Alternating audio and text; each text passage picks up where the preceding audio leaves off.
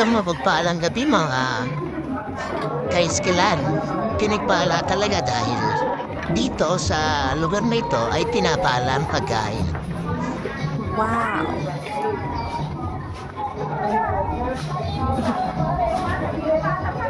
Ito na lang sa akin ha. Ito na lang sa akin itong ano. Crispy pata. Pirata.